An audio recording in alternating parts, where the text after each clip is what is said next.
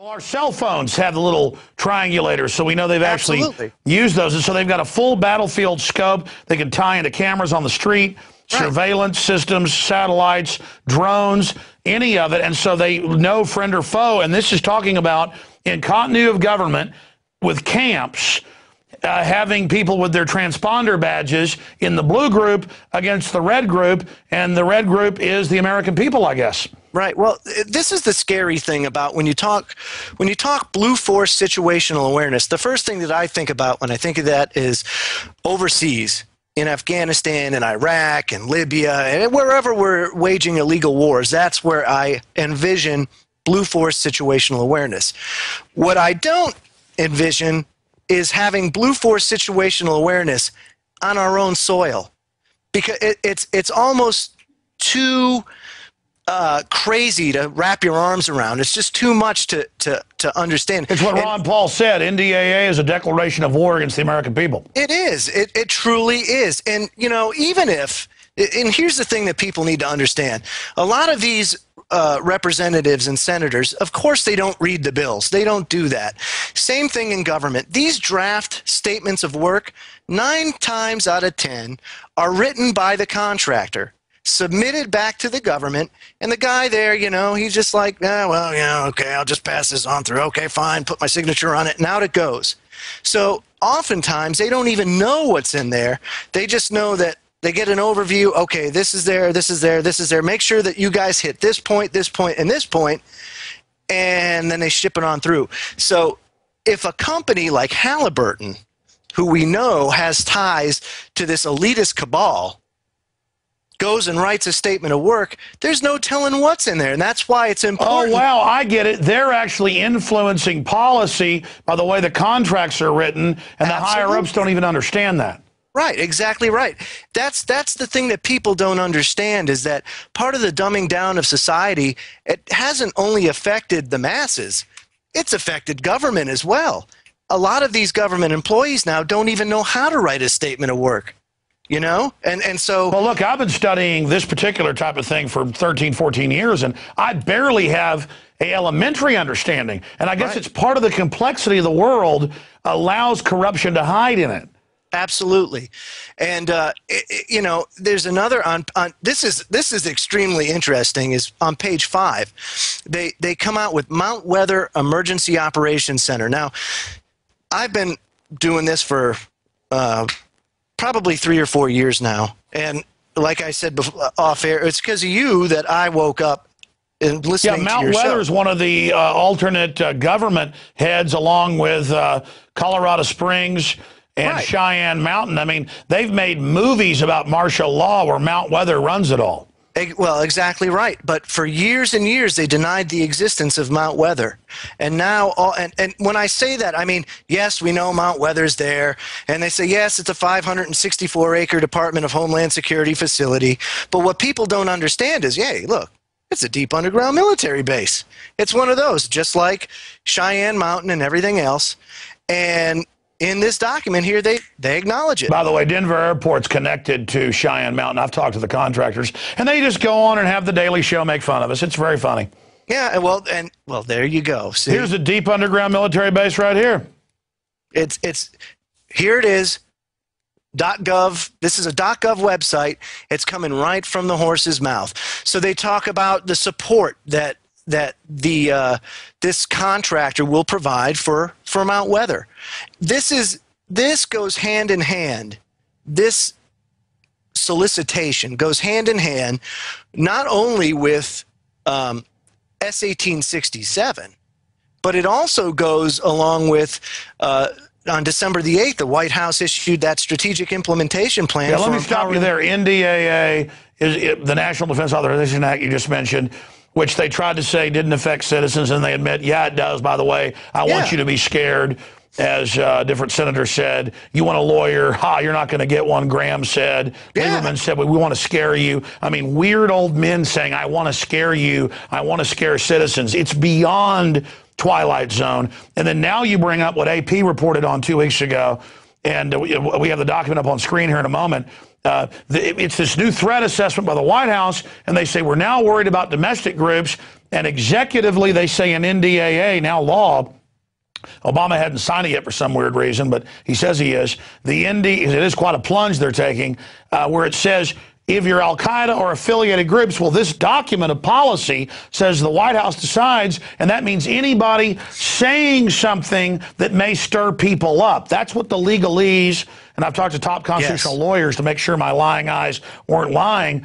I mean, this is widening it to speech, to everything. It is an off-the-chart announcement. So you've got the floor on the next document. We'll bring it up on screen, Joe. Break it down. Yeah, it's the strategic implementation plan for empowering local partners to prevent violent extremism in the United States. And I want to draw everybody's attention, this is page 3 of the document, to the quote by President Obama. And I only want to read the first sentence and a half because this is what's so important. It says, as a government, we are working to prevent, and it says prevent. So they're not responding to, they're preventing, which is pre-crime, which is Minority Report. Yeah, it's pre-restraint on speech, on actions. It's saying your speech is going to cause the problem. Pointing out we're stealing pension funds. Pointing out we've stolen $27 trillion in bailouts. Pointing out Corzine's a crook and has $35,000 plate dinners per person for me. That, as Cass Sunstein, his regulations are, says he wants to arrest people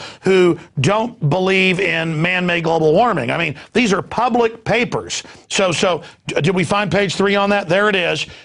Please continue. It says, as a government, we are working to prevent all types of extremism that leads to violence, regardless of who inspires it, period. At the same time, countering al-Qaeda's violent ideology.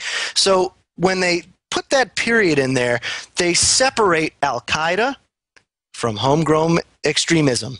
That's By the way, what you have. Obama's lawyers, and so did Bush's, the Fuhrer precept, have said he speaks like the Pope from the throne ex cathedra. When he says something, that's law. He will launch wars without Congress. He will decide who's terrorist. He will decide who to detain for life without anyone knowing, or he will decide who to kill. All these are announcements. So he's saying, if you are doing things that stir people up, you are al-Qaeda. Absolutely right. And so what this document does, and folks, I encourage you to read this document because knowledge is power, and the only way you can change things is if you take the knowledge and you apply it. So this document, it ties sheriffs and local law enforcement to the hip of the federal government. It takes away state sovereignty and puts the feds pretty much in charge. Which is what the threat fusion centers were set up for. Yes, this has all been decades in the making. And if there's one thing these elitists are, they're patient. But now they're not, because they see their plan.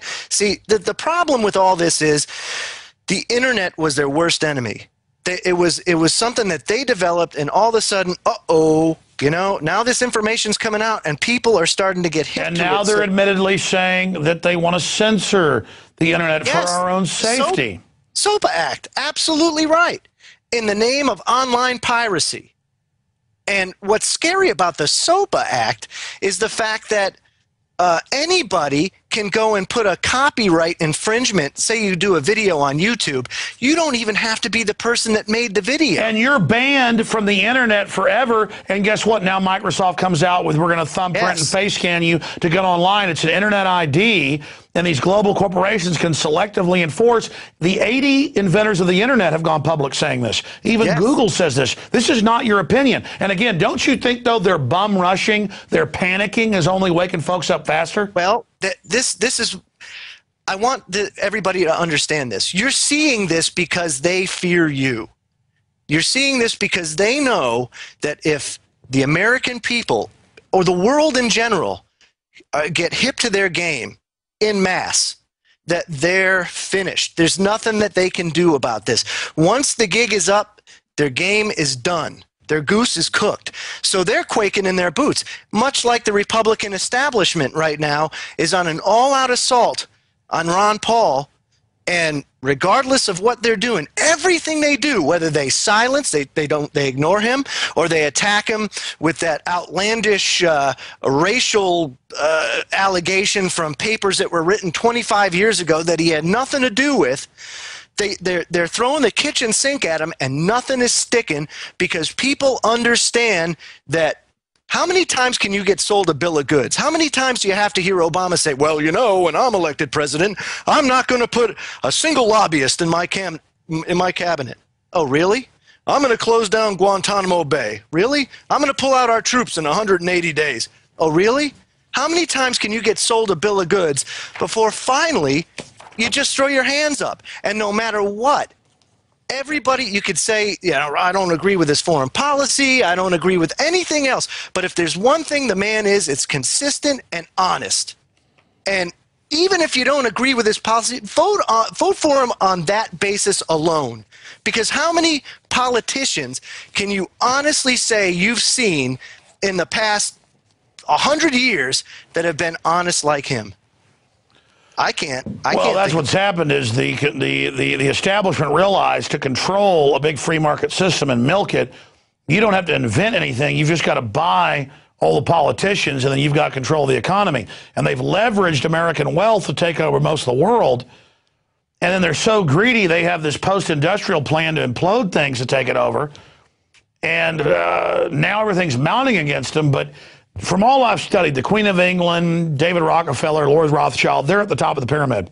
Absolutely. They're all from a different 2 or 3 generations ago.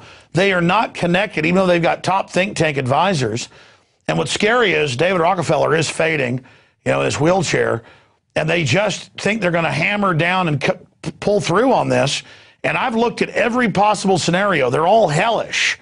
But at the end of any of them, they aren't in charge. Right. They aren't in charge at the end of any of them. And they don't care. They're like, well, damn the torpedoes, go straight at them. This is a battle of good versus evil. When you boil it down to it, the nitty-gritty, it's good versus evil.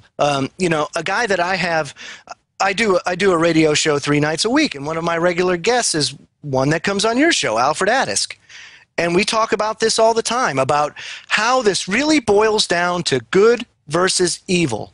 You know, and the problem is, folks, that they understand, they know that we hold the power. It's incumbent upon them. The only way that they are going to have success in any of this is to keep the wool pulled over your eyes long enough for them to establish this control grid, this big Exactly. That's why they always try to trick us into waiving things and treat us like children and try to scare us. And Alfred Adisk is great. Now you have your show. A lot of people listen to it on Ryan Talk Radio.